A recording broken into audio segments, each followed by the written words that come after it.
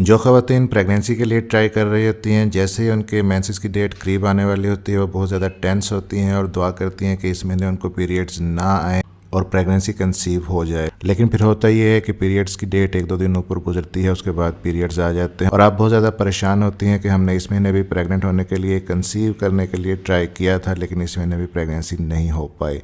जी, तो आज की इस वीडियो में हम डिस्कस करेंगे 5 ऐसे बेहतरीन टिप्स जिनको अगर आप फॉलो करेंगी तो आप इसी महीने प्रेगनेंसी कंसीव कर सकती हैं। अगर इस महीने आप इन 5 टिप्स को अच्छे से फॉलो करती हैं तो मोस्ट होपफुली अगले महीने आपको पीरियड्स नहीं आएंगे, बल्कि गुड न्यूज़ आएगी कि आपने प्रेगनेंसी कंसीव कर ली है।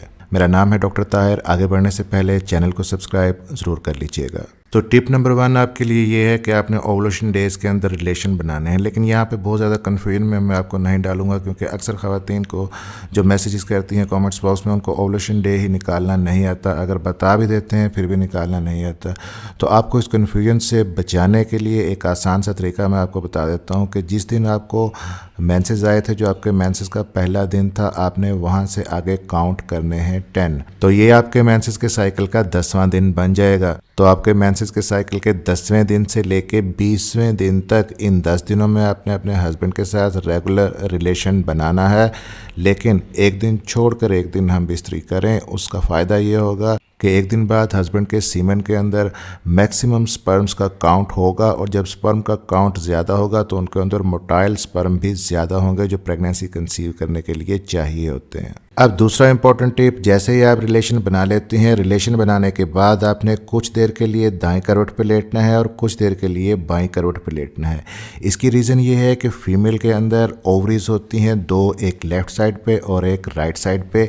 एक महीने लेफ़्ट साइड की ओवरी से एग रिलीज़ होता है और एक महीने राइट साइड की ओवरी से एग रिलीज़ होता है। अब आपको नहीं पता कि इस महीने आपकी लेफ़्ट ओवरी से एग रिलीज़ हुआ है या कि राइट ओवरी से। हाँ, सिर्फ उस सूरत में पता चल सकता है कि अगर आपने अपनी फॉलिकुलर स्टडी करवाई है इस दौरान में, तो डॉक्टर्स आपको अल्ट्रासाउंड करके बता सकते हैं। लेकिन अगर आपने चेकअप नहीं करवाया तो आप फिर आइडियली यही करें कि हम बिस्तरी करने के बाद कम से कम आधा घंटा आप दाएं करवट पे लेटें और फिर कम से कम आधा घंटा आप बाएं करवट पे लेटें। क्योंकि एग आपके अंदर अगर किसी भी साइड पे रिलीज़ हुआ है, दाएं या बाएं साइड पे, एग रिलीज़ होने के बाद ओवरीज से फिलोपियन ट्यूब्स के अंदर आ जाता है और वहीं पे स्टे करता है। फिर आपके हस्बैंड के स्पर्म को वहाँ तक पहुँचना होता है, राइट फिलोपियन ट्यूब में या लेफ़्ट फिलोपियन ट्यूब में, जहाँ पे एग पड़ा है और एग को स्पर्म ने फर्टिलाइज करना है। अब तीसरा इंपॉर्टेंट टिप, बहुत सारी ख़वातीन कमेंट्स बॉक्स में बार बार पूछ रही हैं कि जब वो प्रेग्नेंट होने के लिए कोशिश कर रही हैं तो रिलेशन बनाने के बाद क्या फ़ौरन से उठकर वॉशरूम जाना ठीक है या नहीं जाना चाहिए। तो इसमें भी जिन कपल्स के अंदर प्रेगनेंसी कंसीव नहीं हो रही जल्दी, डॉक्टर्स उनको आइडियली मशवरा ये देते हैं कि रिलेशन बनाने के बाद जो खातून है वो एटलीस्ट लेटी रहें कम से कम आधा घंटा, 30 या 35 मिनट। उसके बाद आप वॉशरूम यूज़ कर सकती हैं, लेकिन फिर भी आपने अंदर से वजाइना वॉश वगैरह ना करें। जो इंटरनल हाइजीन मेंटेन करने का प्रोसीजर है उसको आप नेक्स्ट मॉर्निंग पे छोड़ दें। अब नंबर 4 पे जो इंपॉर्टेंट टिप है, इसके बारे में भी बहुत सारे सवालात और बहुत सारे कन्फ्यूजन हैं कि रिलेशन बनाने के बाद सारा मवाद, जो सारा सीमन है खामद का, वो बाहर निकल आता है, तो क्या ऐसी सूरत में प्रेगनेंसी कंसीव हो जाएगी। इसमें आपको बिल्कुल भी परेशान होने की ज़रूरत नहीं है, क्योंकि जो मर्द का सीमन होता है उसमें स्पर्म के अलावा कुछ और पत्ती सिक्रीशंस जैसे कि प्रोस्टेट की सिक्रीशंस वो भी होती हैं जो एक्चुअली बाहर ही निकलनी होती हैं। तो जो स्पर्म होते हैं, एक्चुअली जो मोटाइल स्पर्म होते हैं, उनके अंदर वो तेज़ी से हरकत करने वाले होते हैं, वो आगे की तरफ मूव कर जाते हैं और जो फालतू मटेरियल है वो बाहर ही निकलना होता है। लेकिन फिर भी अगर आपको कुछ डाउट है या अपनी तसल्ली के लिए आप एक पिलो अपने बट्स के नीचे रख सकती हैं। इससे ग्रेविटी का असर कम होगा और जो ज़्यादा मवाद है वो बाहर नहीं निकलेगा और आगे की तरफ ट्रेवल करेगा। अब नंबर 5 पे जो लास्ट इंपॉर्टेंट टिप आपको बताने लगा हूँ वो है फॉलिक एसिड। बहुत ज़रूरी है प्रेगनेंसी कंसीव करने के लिए, और प्रेगनेंसी कंसीव करने के बाद अगर आपके बच्चे की ग्रोथ नहीं होती, अर्ली मिस कैरेज हो जाता है, या बाज़ औक़ात बच्चों के अंदर पैदाइशी बर्थ डिफेक्ट्स होते हैं, इन सब को प्रिवेंट करने के लिए, इनसे बचने के लिए फॉलिक एसिड लेना बहुत ज़रूरी है।